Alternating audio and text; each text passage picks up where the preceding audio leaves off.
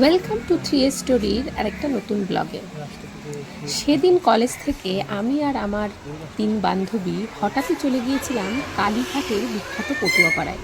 আসলে আমাদের কাজটা ওই পটুয়াপাড়াতেই ছিল।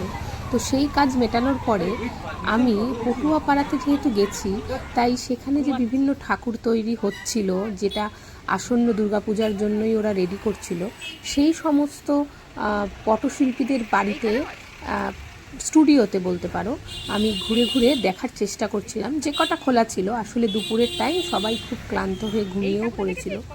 তো যেই কটা সম্ভব হয়েছিল আমি টুকটুক করে ঘুরে ঘুরে দেখছিলাম। কি সুন্দর মা দুর্গার পুরো পরিবারের সাথে এক চালার মূর্তিগুলো ওরা তৈরি করে রেখেছে। বিভিন্ন ছাঁচ দিয়ে যে ওরা করে, সেগুলোও রাস্তার দুপাশে ছিল। এই যে আমি আর আমার এই বান্ধবীরা এই পটুয়াপাড়া ছেড়ে তারপরে ঢুকে গেলাম দক্ষিণ কলকাতার কালীঘাট অঞ্চলের যে ছোট ছোট গলি, যেগুলো কিন্তু পুরনো উত্তর কলকাতার গলির সাথেই আমি অনেক মিল পাচ্ছিলাম। এই ছোট গলিটা দিয়েই কিন্তু আবার হরিশ মুখার্জি রোডে ওঠা যায়। তো আমরা শর্টকাট রোড ধরে এই গলির মধ্য দিয়েই যাচ্ছিলাম সেই দিকে। এই গলিগুলো কিন্তু আমাকে উত্তর কলকাতার যেমন কথা মনে পড়াচ্ছিল, তেমনই মনে পড়াচ্ছিল আমাদের ঐতিহ্যের কথা। কি বলতো, এই পুরনো গলিগুলোই কিন্তু আমাদের কলকাতার ঐতিহ্য। কারণ এই গলিগুলো কিন্তু আজ অবধি কোনো পরিবর্তন হয়নি। এই যে দিনের পর দিন বসে থাকা 100 বছরেরও বেশি পুরনো বাড়িগুলো, এই গলির দুধারে যে বাড়িগুলো রয়েছে, সেগুলো কিন্তু সেই অনেক দিন ধরেই একইভাবে রয়েছে। তো আমার এই গলিটার মধ্য দিয়ে হেঁটে যেতে কিন্তু খুবই ভালো লাগছিল।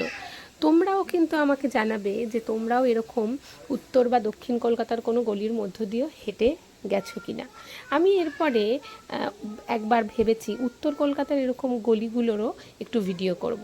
এই দেখতে দেখতেই দেখো পেয়ে গেলাম একটা পুরনো রাজবাড়ি মতো। কি সুন্দর রাজবাড়িটা! কি জানি এক সময় হয়তো এখানেই কোনো রাজা মহারাজা বা কোনো জমিদাররা থাকতো তাদের পুরো বংশ নিয়ে। এখন সেটা প্রায় ভগ্নপ্রায়। আমরা এইসব দেখেই টুকটুক করে এগিয়ে চললাম আমাদের কলেজের দিকে। আসলে আমরা কলেজ থেকে একটা নিমন্ত্রণের জন্যই পটুয়াপাড়ায় গেছিলাম। তো সেই কাজটা ফিরেই আমরা এই পটুয়াপাড়া হয়ে এই গলিগুলো দিয়ে কলেজের দিকে ফিরছিলাম। আর রাস্তায় এত সুন্দর বাড়ি আর এই ছোট ছোট রাস্তাঘাটের খুঁজিগুলো আমাদের খুব ভালো লাগছিল বলে আমরা টুকটুক করে এগুলোর একটু করে ভিডিও তুলে নিচ্ছিলাম। এই গলিগুলো কিন্তু অনেক ইতিহাসের সাক্ষী। হয়তো সেই স্বাধীনতার দিনের যুগের ইতিহাসও এরাই বহন করে চলেছে। কেমন লাগলো আজকে আমাদের এই ভিডিওটা? অবশ্যই কমেন্ট করে জানিও। এই গলি পার করেই আমরা পৌঁছে গেছিলাম হরিশ মুখার্জি রোডে। হরিশ মুখার্জি রোডে উঠেই দেখলাম উল্টো দিকেই রয়েছে আরামবাগ ফুড মার্ট। কিছু ছোটোখাটো কেনাকাটির জন্য আমরা সেখানে ঢুকেছিলাম। আমাদের 3 স্টোরিতে নতুন হলে অবশ্যই সাবস্ক্রাইব করো, লাইক আর কমেন্ট করো, আর বেল বাটনটা অবশ্যই প্রেস করো নতুন নোটিফিকেশন পাওয়ার জন্য। ভালো থেকো সবাই।